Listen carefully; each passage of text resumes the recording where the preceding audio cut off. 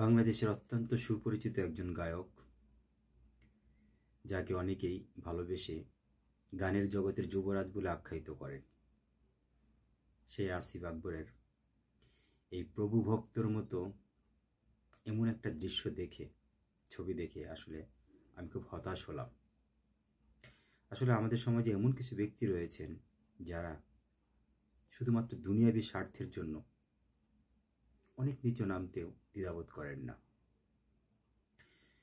তিনি যদি অন্য কোনো ধর্মের হতো, আমার হয়তো খুব একটা বেশি বলার তেমন কিছু ছিল না, কিন্তু উনি একজন মুসলিম পরিবারের সন্তান, অর্থাৎ উনি একজন মুসলিম।